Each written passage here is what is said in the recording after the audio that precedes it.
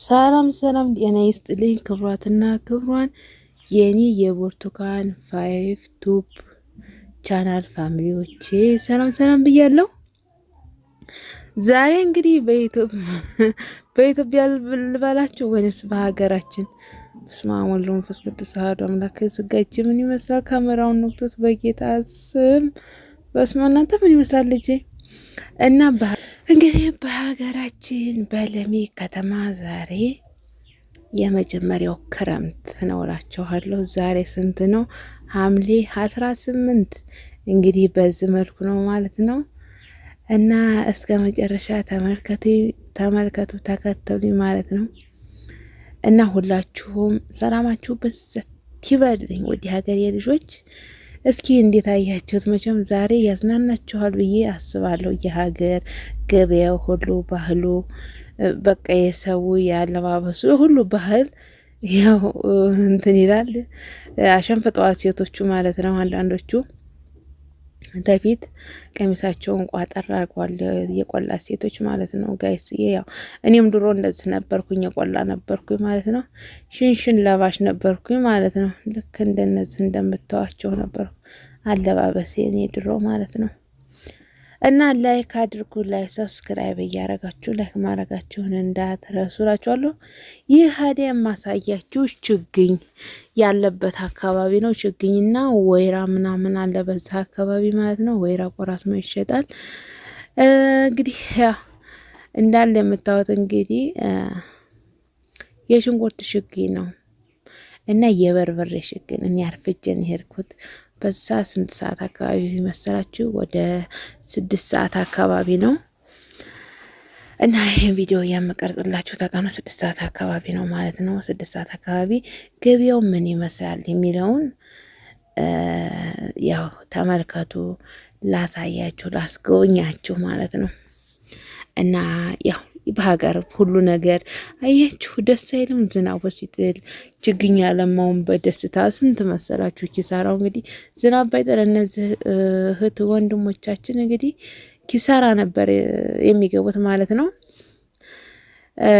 ያው ችግኛቸውን ኪሳራ ነው። እንደገና ቀጣይ ተጠቃሚውን ማልማት አይችልም። እነሱም ችግኛቸው ኪሳራ ውስጥ ይገባል ማለት ነው። ያው ዝጋ ሽንኩርት እየሸጠ ነው ልጁ ማለት ነው።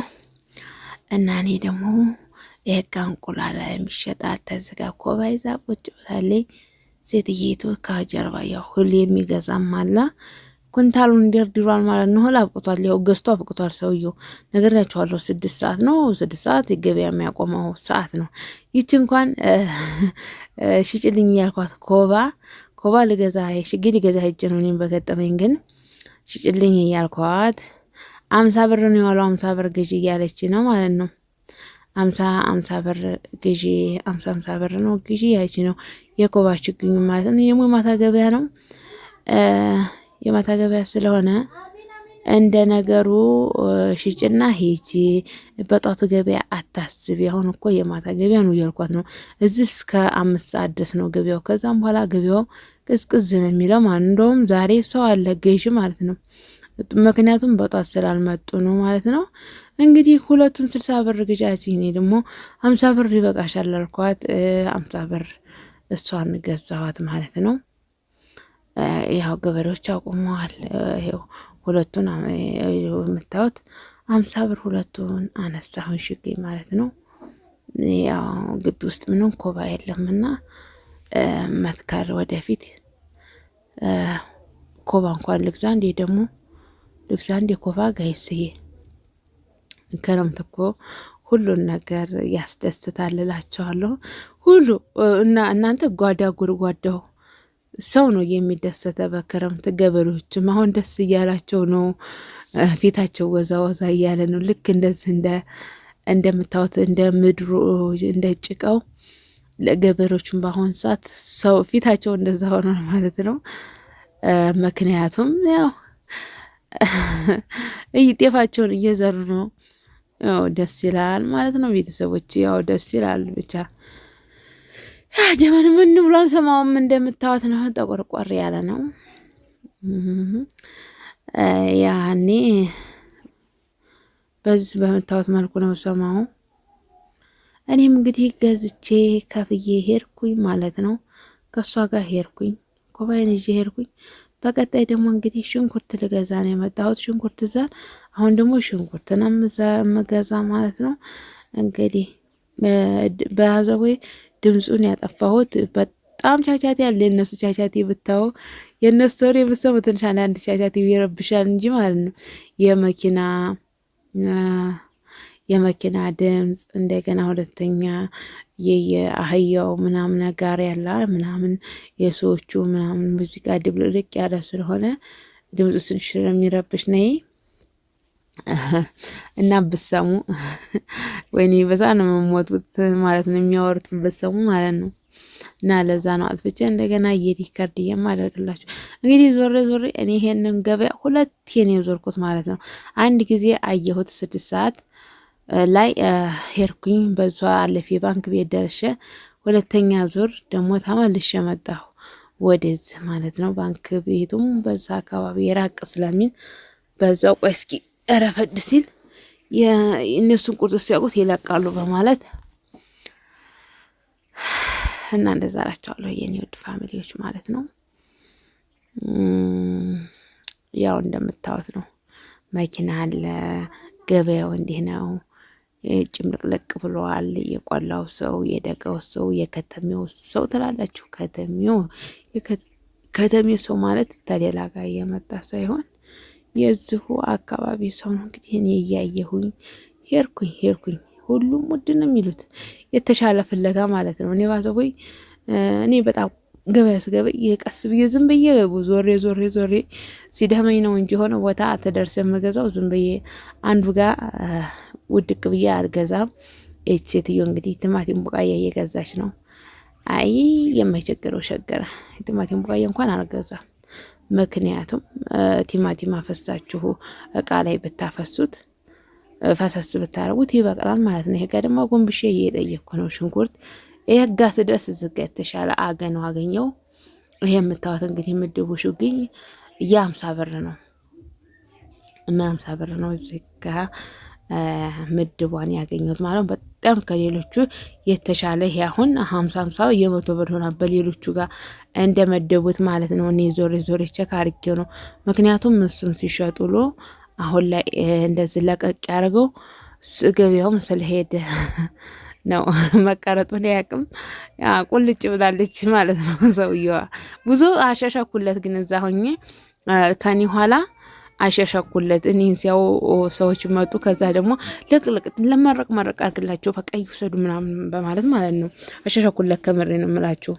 እና እኔም ደግሞ ይችን 50 ብር አረኩኝ። እንደገና ደግሞ ግማሽ የዛ ግማሽ ጨመረልኝ ማለት ነው። 75 ብር አረገልኝ ማለት ነው። ብዙ ተከራክሬዋለሁ።